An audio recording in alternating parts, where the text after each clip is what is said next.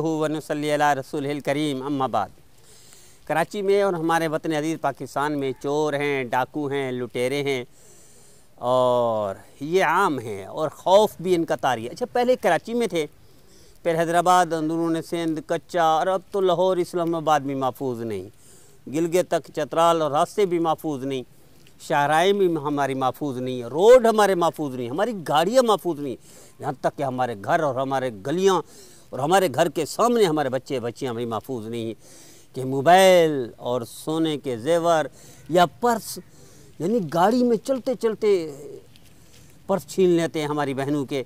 और ये अलमिया वतन अज़ीज़ का ये है कि कोई भी बेचारा गलती से चला गया और बैंक चला गया तो उसके पीछे लग जाते हैं, दरवाजे पर आकर लूट लेते हैं, अगर कोई स्टैंड लेता है तो मार देते हैं। तो ये वतन अज़ीज़ पाकिस्तान, पूरा पाकिस्तान ये बन चुका है, गढ़ बन चुका है बदअमनी का। तो इसमें कुछ कोताहियाँ हमारी भी हैं, इसमें कोई शक नहीं कि चोर हैं, डाकू हैं। क्या हमने नबी करीम सल्लल्लाहु अलैहि वसल्लम की सुन्नत का मुताला नहीं किया? कि हमने नबी करीम सल्लल्लाहु अलैहि वसल्लम की सुन्नत पर अमल किया? नहीं किया। तो आइए चोर और डाकू से बचने का मुस्तनद वजीफ़ा, मसनून वजीफ़ा और मुजर्रब वजीफ़ा करेंगे तो अल्लाह आपको बचा देंगे। पहले मैं मिसाल सुना दूँ। एक साथी बैठा मस्जिद पे यहीं कराची में, तो थोड़ी देर आगे चला तो अगले स्टॉप पर दो लड़के आ गए, एक अगले गेट पर, दूसरा पिछले गेट पर। अब इन्होंने गन्ने निकाल ली, जो रिवाल्वर या असला था ये निकाल लिया और ड्राइवर को कहा नीचे चलो। गाड़ी रोड से नीचे ले गए। रोड से नीचे जब ले गए तो पहले उसी साथी को जिसने जो बयान कर रहा है उसी को नीचे उतारा, फिर एक औरत को उतारा, बाकी सब की खूब धुलाई की, धुनाई की, पिटाई की और खूब मारा पीटा। उसके बाद उनको खाली किया, जेबें भी, उनके मोबाइल भी, वो सब को। फिर कहा निकलो जाओ, पीछे किसी ने देखा तो गोली मार देंगे। और इसी तरह एक और साथी, वो यही आमाल करते हैं। उसने कहा मैं आया था गली में और गली के नुक्कर पर, गली के कोने में डाकू खड़े थे।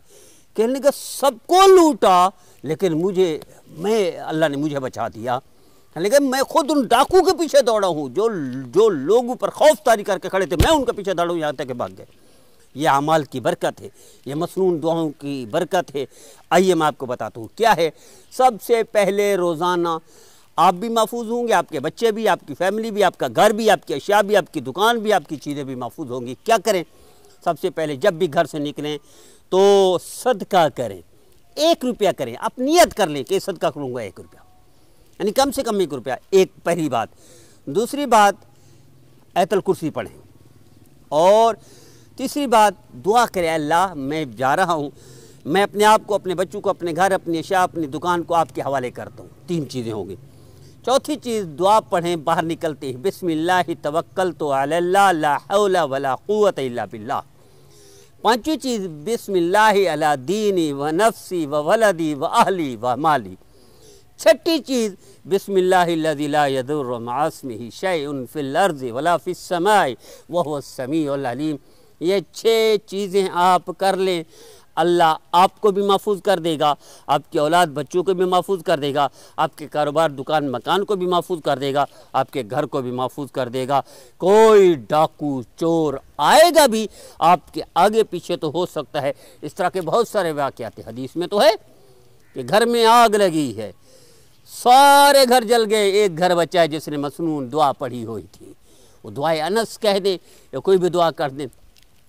और इसी तरह इस तरह के मेरे खुद अपने ज़ाती तजर्बात हैं, मुशाहिदात हैं, लोगों के बताए हुए वाक़यात हैं, सैकड़ों है जो मैं बयान करते करते शायद शाम हो जाएगी। इल्तिजा करता हूँ, दरख्वास्त करता हूँ, ये जो खौफ तारी है हमारे कराची में या हमारे वतन पाकिस्तान में डाकू का, चोरों का, इनसे बचने के ये 6 आमाल हैं। अगर याद हो जाए तो आज से शुरू कर दें, नहीं तो आप याद करना शुरू कर दें। आपको कोई वजीफ़ा सही तरह समझ ना आया हो तो मुझसे पूछें, बार बार पूछें। और हमारा पीर मुफ्ती अख्तर हुसैन के नाम से यूट्यूब चैनल भी है, फेसबुक पेज भी है। खालिस इस्लाह के लिए, तरबियत के लिए, बेहतरी के लिए, खालिस खैर खाही के लिए रोज़ाना हमारा ये पैगाम चलता है। इसलिए ये पैगाम है, ये इल्तिजा है, मेरे भाई मेरे बहनें इन अमाल को करें जो हम बताते हैं। इस्लाह और तरबियत के लिए, मुआशरे की खैर खाही के लिए, अच्छाई और भलाई के लिए हम रोज़ाना ये करते हैं। आइए हमारा साथ दीजिए, इन अमाल को ख़ुद भी करें, दूसरों को भी बताएँ।